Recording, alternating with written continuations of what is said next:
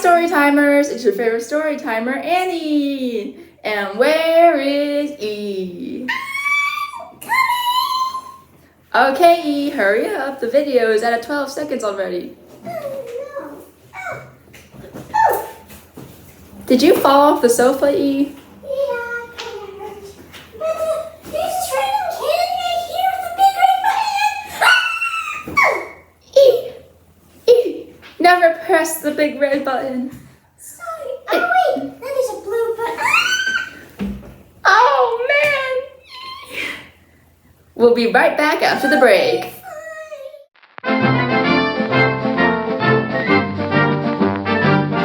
Had a nice break? Did you like the break fact I gave you?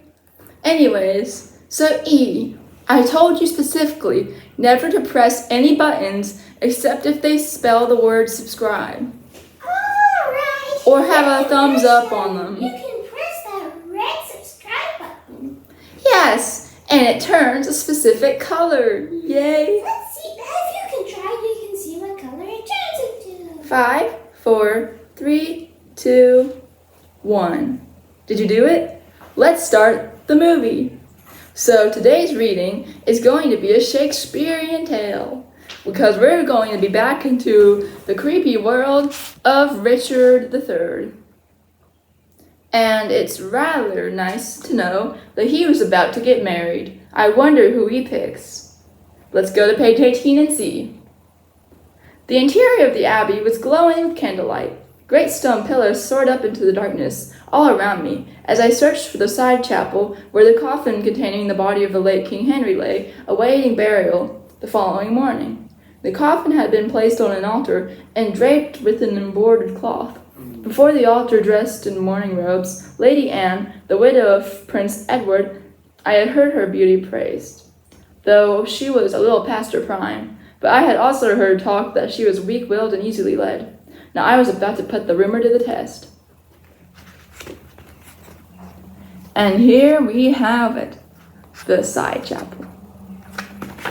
Now what is this deviant guy gonna be doing next? I'm gonna say devious, but anyways. Lady Anne turned as she heard me slip into the chapel, her eyes widened in loathing. What black magician conjured you up, fiend? She hissed. I bowed. I learned that you were keeping vigil here tonight, and I came to offer you my respects. Lady Anne quivered. I don't want your respects, you filthy toad, she raged.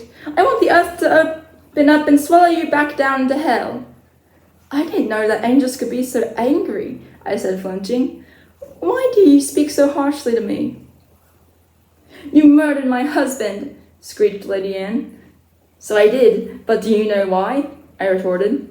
Because your lovely face burned in my every waking thought, and in all my dreams. The idea of you in someone else's arms was more than I could bear. Jealousy drove me out of my wits. Sussy Baka. Lady Anne's feelings showed in her look. She was both horrified and fascinated, as though she found me repellent yet attractive. Then came my master stroke. And here he is. Such a toad. Am I right? And not the good kind of toads, the slimy, ugly kind. I fell to my knees, drew my dagger, closed Lady Anne's hand around the hilt, and bared my neck. If I can't have your love, give me your hate and kill me, I pleaded. For a moment I thought that she would, but she faltered. The dagger dropped from her fingers and clattered on the flagstones. I picked it up and pressed the edge of the blade to my throat.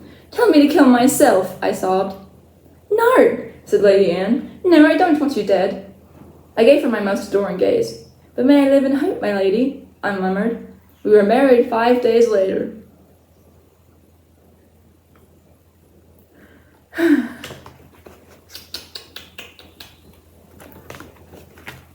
This is really a wicked guy. Richard III is not a Christian. Anyways, though the king's health was failing fast, he ignored the doctors who advised him to rest and insisted on holding a banquet to honor my new bride. Invitations were sent out to the great and good, and also to those who were not so good. On the morning of the banquet, I gave my faithful and highly inventive follower Tyrell a warrant permitting him and a companion to enter the tower and question the Duke of Clarence. Tyrell returned alone at dusk. I found his report most gratifying, almost amusing. At the banquet, King Edward proposed a toast to the House of York, and added, "I have good news concerning my brother Clarence. I have signed his pardon, and he will be set free tomorrow." I waited for the murmurs of approval to die down before I spoke. Aw, look at that cutie. I wonder who he is. Playing with a cute little toy. I love him so much. "Your Majesty," I said hesitantly, "has no one informed you? Clarence is dead. He was found this afternoon in the cellars of the tower, drowned in a barrel of wine. I often warned him of the dangers of drinking, but he paid me no attention." And I think this is where we're going to stop today. But I will show you a specific picture. Let me see if I can get it right. Okay. Here we have Clarence, who looks like he was murdered, then tossed into the barrel of wine. Because what are the chances someone actually drowns in a barrel of wine? Well, this seems to be the end of our part. Now let's look into detail. Richard III has not been made king, he's still Duke. And it's very stressful, plaintively, to figure out that since this isn't his first person, if he is caught, the book will be over, and he will be killed. So, rereading this is sort of like trying to keep him alive as long as possible, before his death day comes. Now, historically, there's lots of things that I can discuss, but they'd have to be discussed at the end, because there's usually always this discussion about the books at the end of Andrew Matthews' stories of Shakespeare tale. But the real tales can be found at your local library. And they're huge, very thick volumes. I've read one once, I don't remember which one it was. I just remember it was rather hard to read because the English was difficult. But I was younger then. Anyways, this seems to be the end. Tune in next time with more awesome adventures on Anytime Storytime channel with Annie E Time and her cute button pressing pal E. Goodbye everyone. Adios. Gracias. Thanks for watching. Peace.